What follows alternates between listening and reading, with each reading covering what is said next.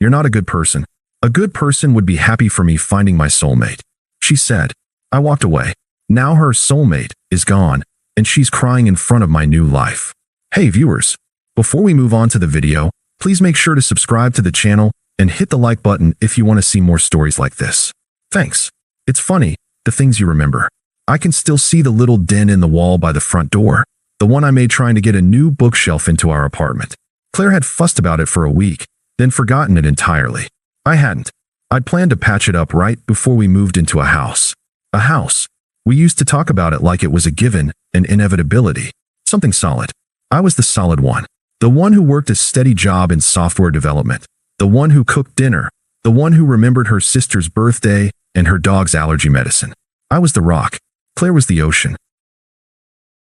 Or at least, that's what she called herself. A wild, artistic soul who couldn't be contained. It was part of her charm at first.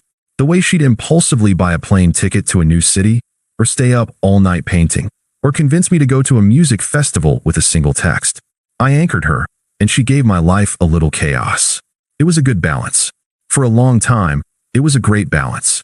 But over the past few months, the balance had shifted. Her artistic soul had become an excuse for irresponsibility. My stability had become predictable. She started staying out late, not answering calls, and her texts got shorter and shorter. When I'd ask what was wrong, she'd get defensive. "Nothing's wrong, Leo. You're just overthinking things. Why do you always have to analyze everything?" she'd say with a dismissive wave of her hand, like my concern was an annoyance, not a sign of love.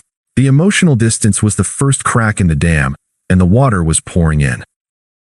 It felt like she was already gone, a ghost in her own life, and I was the one left trying to hold on to her hand. The physical betrayal came next. It was messy, public, and utterly disrespectful. One of my coworkers, a quiet guy named Mark, sent me a screenshot of an Instagram story. It was a picture of Claire at a bar, laughing, her head resting on someone's shoulder. The caption was a quote from a poem about finding your muse. The muse was Liam, a mutual friend, or at least I thought he was a friend. He was a local poet, all skinny jeans and pretentious quotes, and Claire had been gushing about his deep, profound thoughts for weeks. I tried to dismiss it, to tell myself it was just a picture. A week later, another one. This time, it was a close-up of their hands intertwined, a bracelet I'd bought Claire clearly visible on her wrist. The caption was even worse. "Finally found a soul that speaks my language." The air went out of my lungs. I didn't get angry. Not yet. I just felt hollow. The kind of hollow that comes with the deep, sickening knowledge that something you thought was real has been fake all along. The last piece of the puzzle clicked into place, and it wasn't a pretty picture.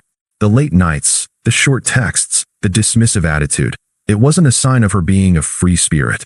It was a sign of her moving on, of her already having one foot out the door. The whole time she was in my life, she was looking for a replacement, and now she thought she'd found it. It was a humiliation by 1,000 quiet cuts, all before she ever said a single word. I didn't confront her about the pictures. I didn't need to. I knew. Instead, I waited. I knew she'd come home eventually, and I wanted to see if she'd have the decency to say anything. She came in around 11, humming to herself, smelling faintly of cheap beer and something else, something that wasn't our laundry detergent. She dropped her keys on the little table by the door, and the jingle of the metal was the only sound in the apartment for a long moment. I was sitting on the couch, the lights off, just the glow from the street lamp outside casting a shadow on my face. She finally saw me, and her humming stopped. "Oh," she said, her voice small and tight. "You're still up?" "Yeah," I replied, my voice calm, almost emotionless. "Couldn't sleep." She walked over and sat on the other end of the couch, a solid 10 feet of cushions between us. She didn't look at me, just stared at the blank TV screen. The silence stretched out, thick and heavy. I finally broke it. "Is everything okay, Claire?" She sighed, a dramatic, performative sigh that I'd come to hate. "Leo, what is with you lately? You're so heavy." "Am I?" I asked, my voice still level. "Or am I just asking you a simple question?" She finally turned to face me, and her eyes were hard. The kind of hardness that says she's already made up her mind, and nothing you say will change it. "Look, I can't do this anymore. You're just so predictable. So safe. I told you, I need to live. I need passion and excitement, and honestly, you don't have that in you." I just looked at her, and in that moment, I saw her for what she was, Not the free spirit I fell in love with, but a selfish person who was using me as a comfortable stepping stone. I found someone who understands me, she continued, her voice gaining confidence, a smug, self-righteous edge creeping in. Someone who sees the world the way I do. He's an artist. He's wild. He's everything you're not. The words didn't sting as much as they would have a few weeks ago. The emotional distance she'd created had prepared me for this moment. And is he your muse? I asked, the words a low murmur. Her eyes widened for just a fraction of a second, a flicker of panic. She hadn't expected me to know. But just as quickly, the smugness returned, more potent than before. She leaned forward, a cruel smile playing on her lips, and delivered the knockout blow. You're not a good person. A good person would be happy for me finding my soulmate. I didn't beg. I didn't scream. I didn't ask her to reconsider. I just absorbed the words, letting them hang in the air between us. The sheer, unadulterated unfairness of the statement was breathtaking. She had betrayed me, humiliated me, and now she was twisting the knife by telling me that my pain was a sign of my own moral failure. She was the one who was breaking a promise, but I was the one who was supposed to be happy about it. I stood up, walked into the bedroom, and picked up a bag. I began to pack, starting with the essentials, my laptop, my passport, my wallet, a few changes of clothes.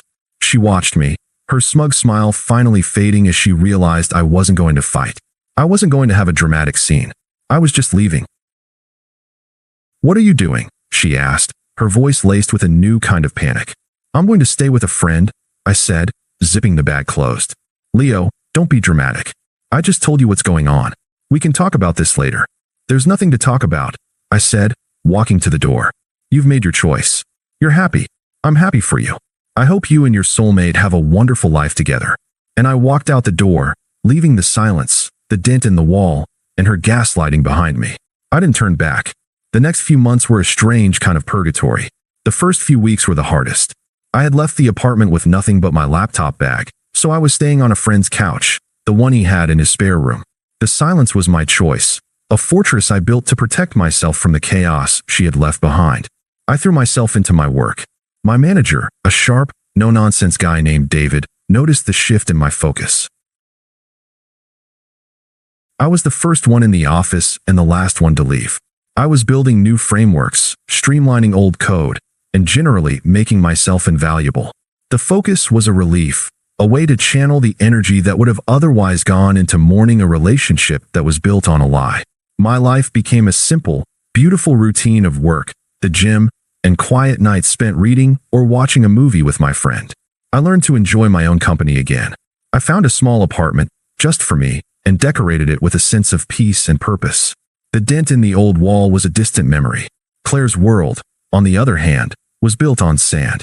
Word began to trickle back to me through an old friend from college who wasn't in our mutual circle. He'd hear things from people who knew people. At first, it was the usual honeymoon phase stuff. Liam and Claire were everywhere. New art shows, pretentious coffee shops, and late-night parties. They were the it couple, the free spirits who had broken free from the shackles of convention. I would be lying if I said I didn't feel a pang of something akin to pity. I knew Liam wasn't a good guy. He was a charlatan, a man who fed on the energy of people like Claire. And then, just as suddenly as it began, it all started to fall apart. The first sign was when Liam's ex-girlfriend started posting on Instagram. She didn't name Claire, but the post was clearly directed at her. It was a cryptic quote about being a muse for a month and a cautionary tale for a lifetime. Then came the comments, a whole slew of them, from other women who had been muses for Liam. The facade of the artistic, tortured soul came crashing down, revealing him to be a serial cheater who used women for their connections or emotional support before discarding them for his next muse. The next bit of news was that Liam's art career wasn't as lucrative as he'd claimed. He was in debt, and he was getting a reputation for being an emotionally manipulative mooch. He had been charming and charismatic, but underneath it all, he was just a user, looking for someone to fund his artistic lifestyle. The final, ironic blow came a month later. Liam left Claire for another woman, someone who he called his new light, his star. He dumped her in a public post, framing it as a necessary evil for his own artistic growth. The words were almost a carbon copy of the ones she had used to break up with me. She had left me for a soulmate, only to be discarded by him in the exact same cruel fashion. My college friend sent me a screenshot of one of her latest posts, a vague, sad-looking quote about losing a part of herself. There was no mention of Liam, no mention of me. Just a lonely, desperate plea for sympathy from the online world that she had built her identity around. The irony wasn't lost on me. She had wanted to find her soulmate. Instead, she had found her mirror. It started subtly. A week after her public humiliation, my phone, which I had long since kept silenced for her number, buzzed with a series of text messages.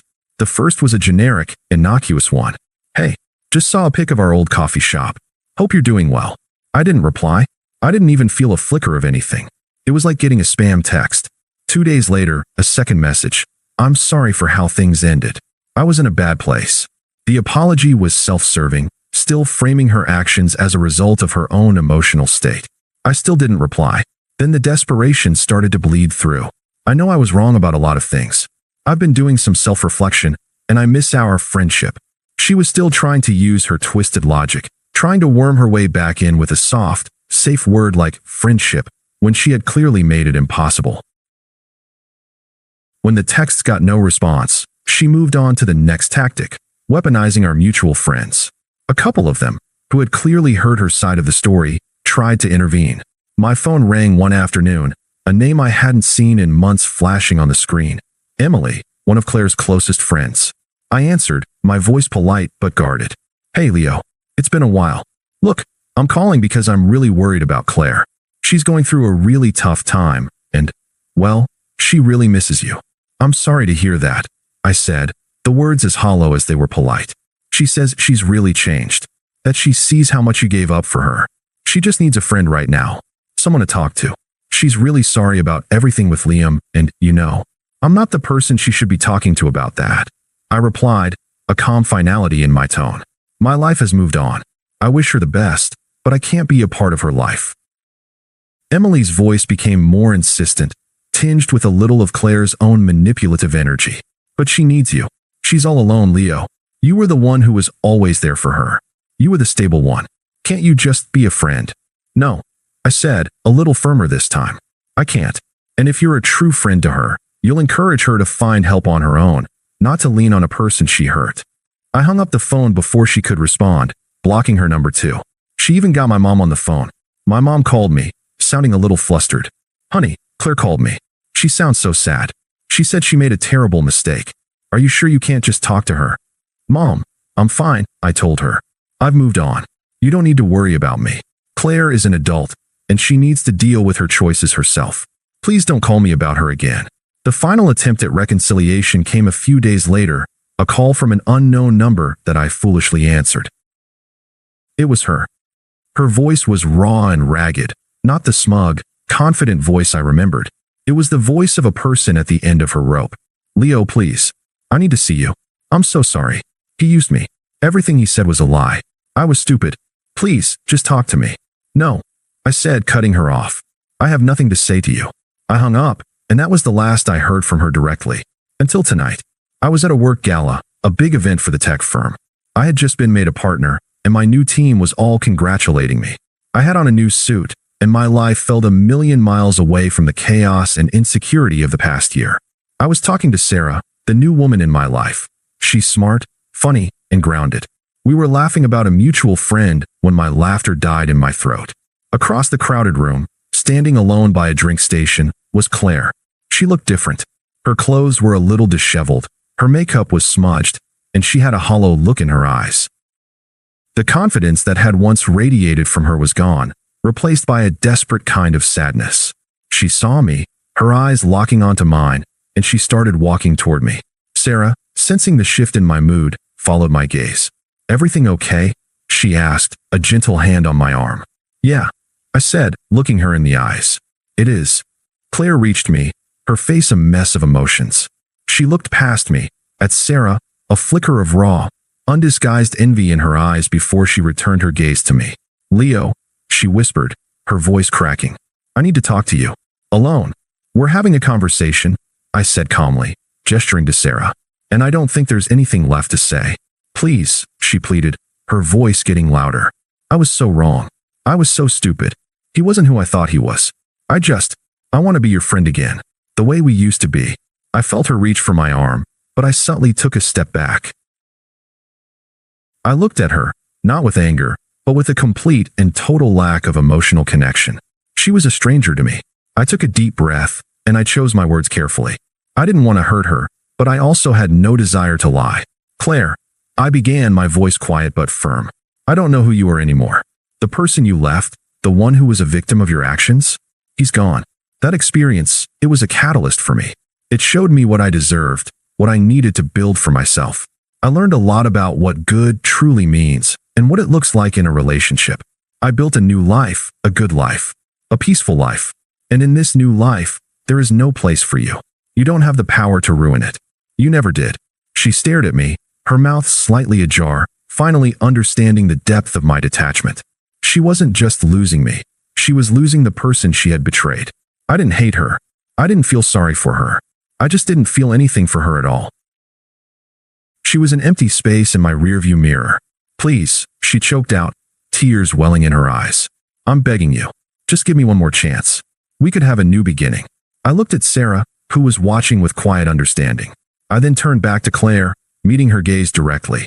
The person you wanted me to be happy for? The person you said was your soulmate? You got him. You got your artistic, exciting, unpredictable life. And now you see that it's just a lonely, selfish one. My life is right here. My peace is right here. I don't need a new beginning. I'm already in the middle of a great life, and you're not in it. I turned, took Sarah's hand, and walked away. The last image I have of Claire is of her standing alone, watching me walk back to my new life, finally understanding what she had lost. The silence that followed was not one of sadness, but of utter, complete peace. Thanks for watching. Make sure to subscribe to the channel and hit the like button. What do you think about this story? Share it in the comments.